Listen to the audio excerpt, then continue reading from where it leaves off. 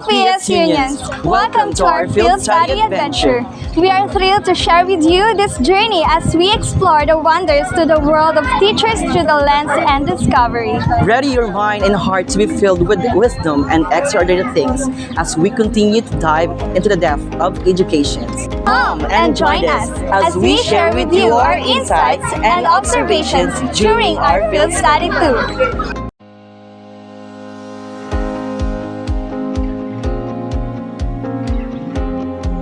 According to Mr. Frias, the classroom should be conducive to attract the learner's attention for them to feel safe and secure.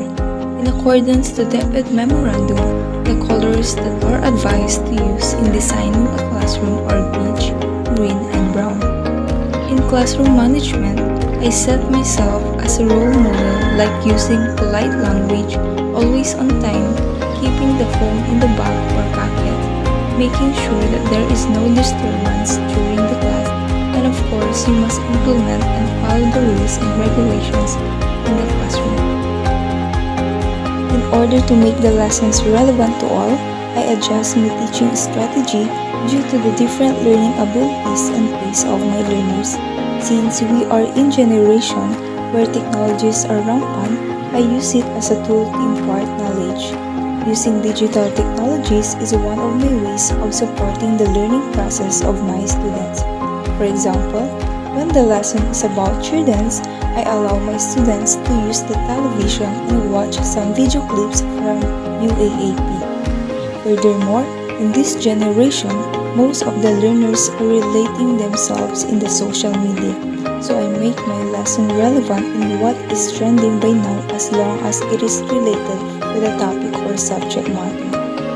Engaging my students in all learning activities can enhance their communication and collaboration skills, and of course, it can boost their confidence. Since my subject is MAPE, I engage them in 4 aspects, which are music, art, physical education, and health. I provide activities that will not just enhance their creativity, but it can also bring enjoyment to my students. In addition to that, I observe that students lack of interest or motivation in classroom. So when there are students with this particular behavior, I tap into students' prior knowledge and find out what are the students' interests. And if that's the case, I always find ways to catch their interest and improve my teaching styles. Sir Merrickson, what classroom routines and procedures did you observe and how could you apply it to promote essential learning? So I saw tactics that supports the students' essential learning during my observations in the classroom. And an efficient practice was to begin each class with a review of the lessons from the day before, which help to jog memory and make connections between new and old information. This is a tactic I intend to use in my own teaching. The way the teacher managed the changes between activities, giving clear clues and expectations. For more seamless transitions was another noteworthy procedure, and that's it. So Sir Marco, what is the effect to the learners if the teacher creates a safe and conducive learning environment? Creating a safe and conducive learning environment has numerous positive effects on learners. They feel more comfortable expressing themselves, are more engaged in learning activities, exhibit higher levels of motivations and confidence, and are better able to focus on their studies without distractions or fear of judgment. Overall, it promotes a positive learning experiences and enhances academic achievement. Sir Merrickson, as a will-be teacher, how can you make the environment safe and conducive to learners? So as a teacher, I will build a positive environment for the students to feel they are safe and also they are included in a classroom.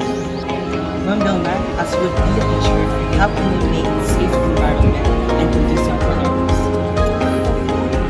As a would-be teacher, as much as I can, I would want them to have a strategy. To make this thing possible, I will first plan on how to produce that environment. I will consider the materials and the desired content. Secondly, I will set rules and regulations in the classroom and make sure to follow them. This will help them to know the limitations as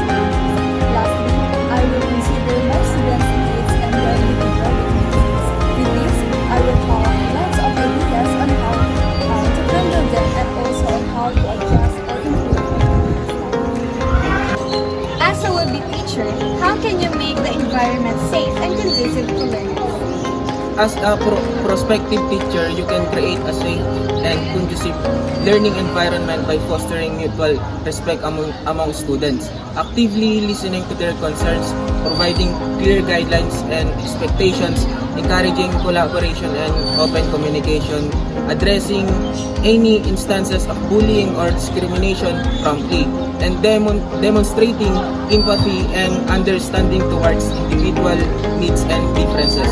Additionally, establishing a supportive and inclusive classroom culture can help students feel valued, accepted, and motivated to engage in learning.